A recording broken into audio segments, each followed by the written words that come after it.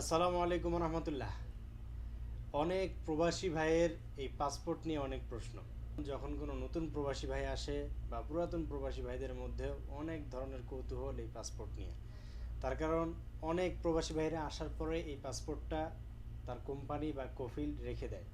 এই কারণে দেখা গেছে যখন সে দেশে যেতে চায়, দেশে যাওয়ার সময় এই পাসপোর্ট নিয়ে পরে অনেক দ্বিধাদ্বন্দ্বে, যে পাসপোর্ট না থাকলে আমি কিভাবে দেশে যাব, আমি কিভাবে কি করব, দেশে যেতে মনে হয় পারবো না, অনেক ধরনের অনেক ভয় বা অনেক শঙ্কা কাজ করে মনের ভিতর। তো আজকে আমি বলবো যে আপনার যদি এই পাসপোর্ট নাও থাকে, তারপরেও আপনি কিভাবে দেশে যেতে পারবেন। প্রথমত বিষয় হচ্ছে, আপনার যদি পাসপোর্ট আপনার কফিল বা আপনার কোম্পানি রেখে দেয়, যদিও কোম্পানি বা কফিলের এই পাসপোর্ট রেখে দেওয়ার কোনো অধিকার নেই, কোনো এখতিয়ার নেই।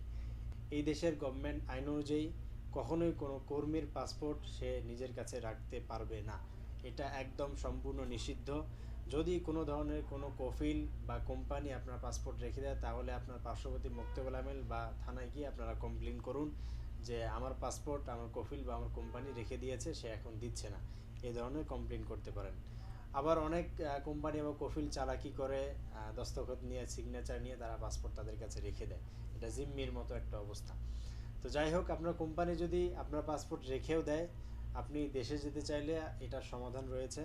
আপনার যদি ই পাসপোর্ট হয়, তাহলে ই পাসপোর্ট অলরেডি আমাদের সৌদি আরবের কার্যক্রম মোটামুটি চালুর পথে। এখনও পর্যন্ত কবে থেকে চালু হবে এটা ঘোষণা দেওয়া হয়নি, কিন্তু মেশিনারিগুলো আমাদের দেশে চলে এসেছে, সৌদি আরবে চলে এসেছে। আর যাদের এমআরপি পাসপোর্ট যদি হয়, তাহলে সেই ক্ষেত্রে আপনি পুনরায় নতুন পাসপোর্ট বানাতে পারবেন। আর যদি আপনার ডিজিটাল পাসপোর্ট হয়, তাহলে সেই ক্ষেত্রে এখনও পর্যন্ত এই দেশে বানাতে পারবেন না। তবে খুব শীঘ্রই এটা বানানো শুরু হয়ে যাবে, স্টার্ট শুরু হয়ে যাবে এর কার্যক্রম।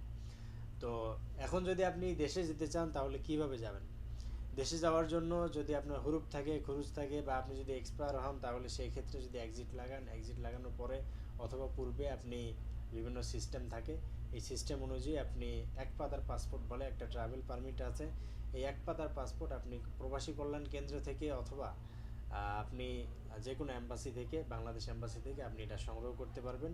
দেন সেটা দিয়ে আপনি এক পাতার পাসপোর্টে সিল মেরে আপনি দেশে চলে যেতে পারবেন, কোনো ধরনের কোনো সমস্যা নেই। এই এক পাতার পাসপোর্টের উপরে ইমিগ্রেশনের সিল দিয়ে আপনাকে তারা যেতে দিবে। তো এই জন্য যাদের পাসপোর্ট কোম্পানি রেখে দিয়েছে বা কোম্পানি আটকে রেখেছে, তাদের চিন্তার কোনো কারণ নেই। আপনারা যদি অ্যাকশন নাও নিতে পারেন, তারপরেও কোনো ধরনের কোনো টেনশনের কিছু নেই। অবশ্যই আপনারা যখন দেশে যাবেন, এই পদ্ধতিতে আপনারা একজন দক্ষ মানুষকে ধরে, দক্ষ কোনো মক্তব থেকে আপনারা কাজ করিয়ে দেশে চলে যাবেন। তো প্রবাসী ভাইরা, আশা করি আপনারা আপনাদের প্রশ্ন উত্তর পেয়ে গিয়েছেন। তো ভালো থাকবেন, সুস্থ থাকবেন এবং এরকম আরও নিত্য নতুন আপডেট পেতে আমাদের সাথেই থাকবেন। আসসালামু আলাইকুম।